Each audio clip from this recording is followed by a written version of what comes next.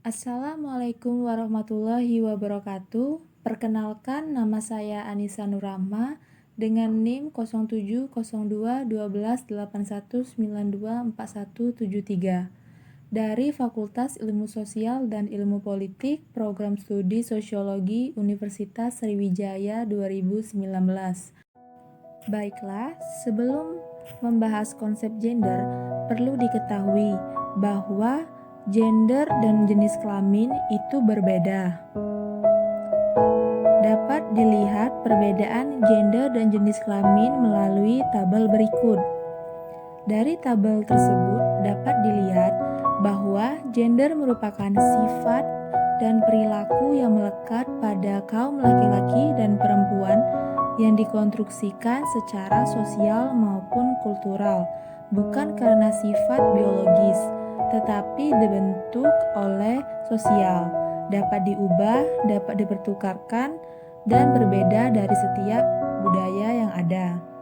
Sedangkan jenis kelamin merupakan pembagian dua jenis kelamin yang ditentukan secara biologis oleh Tuhan atau disebut dengan kodrat Tuhan. Tidak dapat diubah dan tidak dapat dipertukarkan perannya, bersifat universal dan sama dari waktu ke waktu. Jadi, konsep gender adalah suatu sifat yang melekat baik pada laki-laki maupun perempuan yang dikonstruksi atau dibentuk secara sosial maupun kultural dengan akibat terjalinnya hubungan sosial yang membedakan fungsi, peran, dan tanggung jawab kedua jenis kelamin tersebut. Gender bukanlah kodrat atau ketentuan Tuhan dan karenanya berkaitan dengan proses keyakinan tentang bagaimana seharusnya laki-laki dan perempuan diharapkan untuk bersikap, bertindak, dan berperan sesuai dengan ketentuan sosial dan budaya di mana mereka berasal.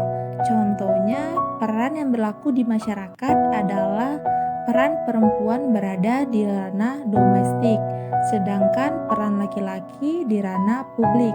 Hal ini pada suatu waktu atau kondisi tertentu sangat mungkin untuk dipertukarkan perannya.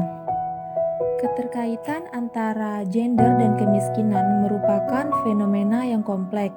Sejak beberapa dekade terakhir ini, muncul banyak pendapat bahwa perempuan lebih miskin dibandingkan laki-laki, sehingga diperlukan perhatian khusus agar upaya-upaya penanggulangan kemiskinan memberikan prioritas pada perempuan dan mengurangi ketimpangan gender.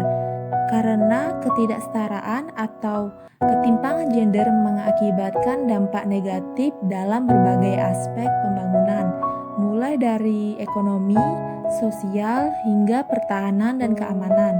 Beberapa lembaga internasional melihat ketidaksetaraan gender memiliki hubungan yang kuat dengan kemiskinan, ketidaksetaraan akses pendidikan, layanan kesehatan, hingga akses keuangan. Ketidakadilan gender merupakan kondisi tidak adil akibat dari sistem dan struktur sosial, sehingga perempuan maupun laki-laki menjadi korban daripada sistem tersebut. Laki-laki dan perempuan berbeda hanya karena kodrat antara laki-laki dan perempuan berbeda. Keadilan gender akan dapat terjadi jika tercipta suatu kondisi di mana porsi dan siklus sosial perempuan dan laki-laki setara, serasi, seimbang, dan harmonis.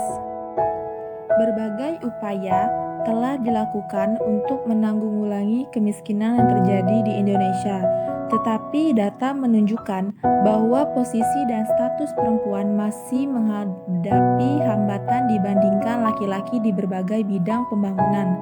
Hal ini dibuktikan dengan data Indeks Pembangunan Gender atau GDI di Indonesia adalah 92,6, sedangkan GDI dunia rata-rata adalah 93,8. Dengan jumlah tersebut, Indonesia menempati posisi ke-6 dari semua negara ASEAN. Pemerintah menggunakan Indeks Pemberdayaan Gender atau GEI untuk mengevaluasi program-program pemberdayaan gender. Dengan rata-rata GEI Indonesia selama tahun 2010 sampai dengan tahun 2016 adalah sebesar 70,10. Meskipun indeks pemberdayaan gender sejak tahun 2010 sampai dengan tahun 2016 terus meningkat setiap tahunnya, fakta kesenjangan antara laki-laki dan perempuan di Indonesia tetap masih ada. Salah satu sektor yang menunjukkan kesenjangan antara laki-laki dan perempuan adalah pendidikan. Data Badan Pusat Statistik menunjukkan bahwa rata-rata perempuan di Indonesia hanya berpendidikan sampai kelas 7 atau kelas 2 SMP. Masih banyak perempuan yang tidak menyelesaikan pendidikan SMP dan hanya memiliki sertifikat sekolah dasar. Kondisi ini menyebabkan tingkat partisipasi angkatan kerja atau TPAK perempuan yang masih jauh di bawah laki-laki.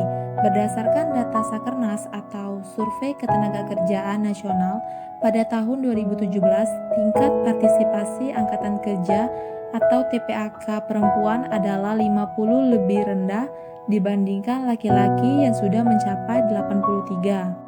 Jadi, masalah kemiskinan harus didekati dari berbagai bidang aspek, termasuk diantaranya adalah aspek gender. Hal ini perlu dilakukan karena laki-laki dan perempuan mengalami kemiskinan secara berbeda dan memiliki kapasitas berbeda untuk melepaskan diri dari belenggu kemiskinan.